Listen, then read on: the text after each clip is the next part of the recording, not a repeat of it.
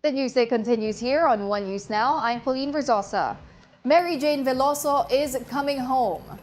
President Bongbong Marcos has announced that Veloso, who was sentenced to death in Indonesia in 2010 for drug trafficking, will finally return to the Philippines.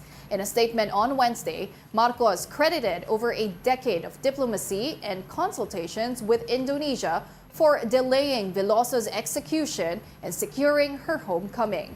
President Marcos also said that while Veloso was held accountable under Indonesian law, she remains a victim of her circumstances.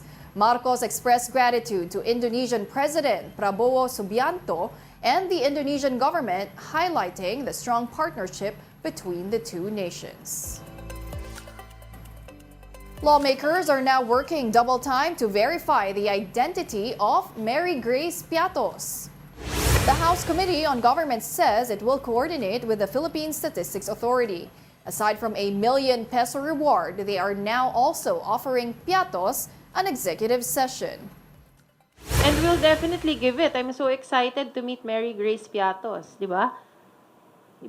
Ibibigay namin sa kanya yung executive session na yun, magpakita lang siya. May 1 million pa siya. Lawmakers will also consult penmanship experts to get to the bottom of things. Mary Grace Patos was listed on some of OVP's acknowledgement receipts for confidential funds. Bagamat iba-iba yung pangalan, pero yung stroke kung paano pinirmahan ito ay isa lang. Tapos pati po yung ballpen na ginamit, iisang tinta. So kaya medyo highly suspicious po yung mga acknowledgement receipt na sinumite. The House Committee on Games and Amusements has approved the 4 bills aiming to ban Pogo operations. But how are these bills going to add more teeth to President Marcos's executive order on banning Pogos? Ria Fernandez with that report. Less than 2 weeks after President Bongbong Marcos issued an executive order banning Pogos in the country, 4 connected bills have hurdled the House Committee on Games and Amusements. These are House Bill 10987, or the Anti-Offshore Gaming Operations Act, which came as an offshoot of the House Quad Committee hearings. The committee also agreed to consolidate these with House Bills 10725, 10636, and 10525, which all seek to ban Pogos in the country. Prior to this, the committee discussed the importance of including in the bill the revocation of all Pogo-related licenses issued not just by PAGCOR but other agencies as well, such as the Special Economic and Freeport Zones, a provision which was not included in EO 74. In an event where the President was asked if there's a need for a law to ban Pogo, the President said no law is necessary. How would you reconcile your answers with that? Your Honor, I have to, maybe the law, it has a general mention of granting of license, but when it comes to gaming, it has to be very, very detailed. PAGCOR has requested the exemption of special class BPOs, which are service providers that support operationally gaming companies outside of the Philippines but do not accept bets. PAGCOR assured lawmakers these are heavily monitored. Internet gaming licensees are also on the chopping block. Records from the agency show there are only 27 remaining IGLs in the country, all bound for closure. More than 10,000 foreign Pogo workers have also left, according to the Bureau of Immigration. Meanwhile, PAGCOR has begun hosting job fairs for the almost 30,000 Filipinos affected by Pogo closures. This is supplemented by more than 10,000 job vacancies offered by the Department of Labor and Employment. For News 5, I'm Ria Fernandez. We are One News. Meanwhile, Senator Raffy Tulfo criticized the Department of Environment and Natural Resources, or DENR, for not inviting any representative from the Masungi Geo Reserve in an event in Rizal. During the hearing on DENR's proposed 2025 budget, Tulfo asked the DENR about the absence of Masungi Geo Reserve authorities, indigenous tribe leaders, and watershed NGOs in the event. DENR budget sponsor Senator Cynthia Villar said they were invited but did not send any representatives. Then Tulfo raised his eyebrow over the presence of two quarry operators in the event of the DENR. Villar said the two were invited by the governor and not by DENR. Tulfo was not satisfied with Villar's defense. My dear Senator, when the governor is inviting people, the DNR cannot stop the governor. No, but That's the reality of life in the Philippines. Like for me, if I am in Las Piñas and the mayor of Las Piñas will invite people. no, ma'am. Kasi kung ako po ang nasa sitwasyon dyan at ako po ang secretary ng DNR, ako po ang may call kung sino yung mga guest na papasok. Pwede ko pong harangin yung mga taong ayaw kong papasukin regardless kung yan ay kasama ni governor. We'll be back with more stories after this break. Keep it here on One News.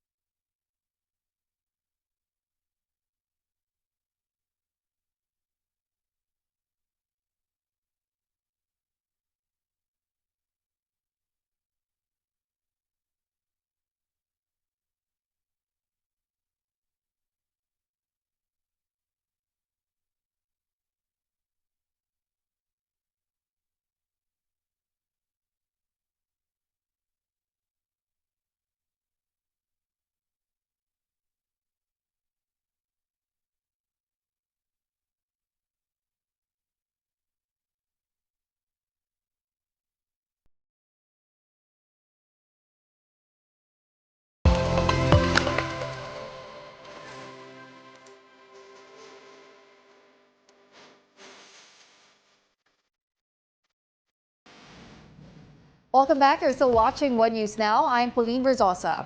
Now for the latest on the weather, Pag-asa has declared the onset of the northeast monsoon or amihan. For now, it affects Batanes, where cloudy skies with rains are possible. The shear line, meanwhile, may trigger rains over the Babuyan Islands. Other areas, including Cagayan Valley, Bicol, and Davao region, may experience cloudy skies with rains due to the easterlies. The rest of the country may also expect rains due to localized thunderstorms. President Bongbong Marcos flew to Catanduanes to provide support to those who were affected by Super Typhoon Pepito. The president conducted an aerial inspection to see the typhoon's impact in the Bicol province. He also personally heard the concerns of residents who are still reeling from Pepito. Almost 15,000 houses in Catanduanes were damaged because of the typhoon. PBBM assured Catandueños that the government will prioritize the rehabilitation of damaged infrastructure in the province. Nagbibigay po kami ng mga tinatawag mga building materials po, mga yero, mga 2x2, pati martilyo, pati pako. Magdadala po kami para kahit paano masimulan ninyo ang pagpaayos ng mga inyong mga bahay. The storms have spawned several inventions among Filipinos, and that includes a so-called airboat that's not just for recreation but also for rescue operations. At para bigyan ng mukha ang balita, Mobile Journal, Mary Mon Reyes.